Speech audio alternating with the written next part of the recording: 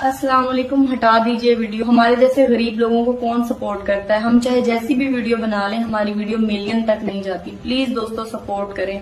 इस्लाम में 4 ख्वाब जो कभी इग्नोर नहीं करने चाहिए। सबसे पहला, सांप देखना। सपने में सांप देखना, इसका मतलब है कि आपके आसपास कोई दुश्मन या ऐसा शख्स है जो आपके खिलाफ चल रहा है।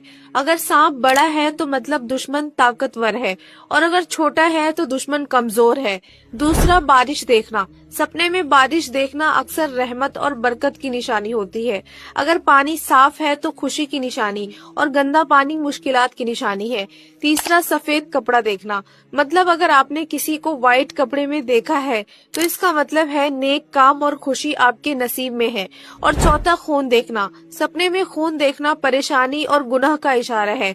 बुरा ख्वाब आए तो उसका जिक्र किसी से ना करे, और अच्छा ख्वाब आए तो अल्लाह का शुक्र अदा करे। और हर ख्वाब का असल इल्म अल्लाह के पास है, इसीलिए हमेशा अल्लाह पर भरोसा रखे और वीडियो को शेयर जरूर करे। अगर आप ये छोटी सी दुआ पढ़ते हो तो आपके हर काम में कामयाबी मिल सकती है। और अगर आपने इस वीडियो को, इस दुआ को दूसरों तक शेयर किया और उन लोगों ने ये दुआ पढ़ ली तो आपको भी इसका सवाब मिलेगा। दुआ जानने से पहले कमेंट में सुभान अल्लाह जरूर लिखें और इस वीडियो को ज्यादा से ज्यादा शेयर करें ताकि और लोग भी इस दुआ को पढ़ सके। और वो दुआ ये है, या हय्यु या क़य्यूम बिरहमतिका अस्तगीस, जिसका तर्जुमा है, ए हमेशा जिंदा रहने वाले, ए हम सबको संभालने वाले मेरे रब, मैं तेरी रहमत के जरिए मदद मांगता हूँ।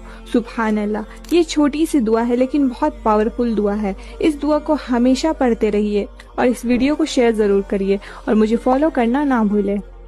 रुको रुको रुको, स्क्रॉल करना बंद करो और अल्लाह ताला का ये पैगाम सुनकर जाओ जो सिर्फ तुम्हारे लिए है। जिंदगी में कभी भी ये दुआ पढ़े बगैर मत सोना, क्योंकि हो सकता है कयामत के दिन ये वही दुआ हो जो हमें बचा ले। क्योंकि आप सल्लल्लाहु ताला अलैहि वसल्लम ने फरमाया कि अल्लाह ताला उस शख्स को कयामत के दिन के अजाब से बचाएगा जो इसे पढ़ता है। ये दुआ है तो बहुत आसान, लेकिन अफसोस की बात है कि बहुत सारे मुसलमान इस दुआ को नहीं जानते।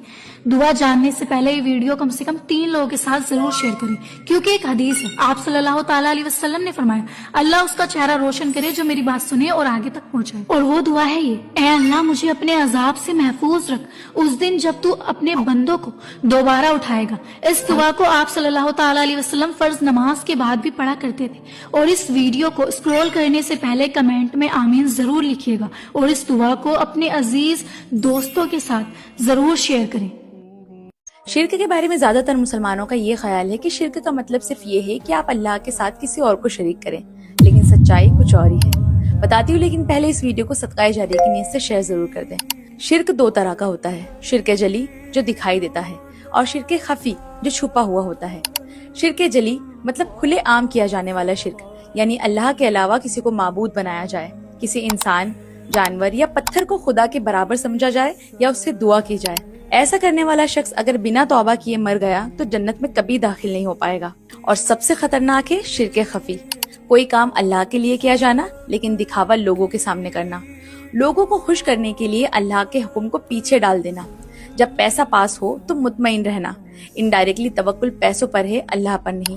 किसी चीज पर यकीन करना कि यही मुझे बचाएगा, अगेन तवक्कुल उस चीज पर है, अल्लाह पर नहीं।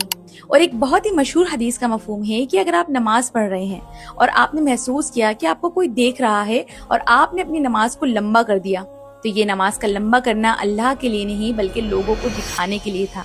ये शिर्क खफी है। दुआ है अल्लाह सुब्हानहू तआला हम सभी को हर तरह के शिर्क से बचाए।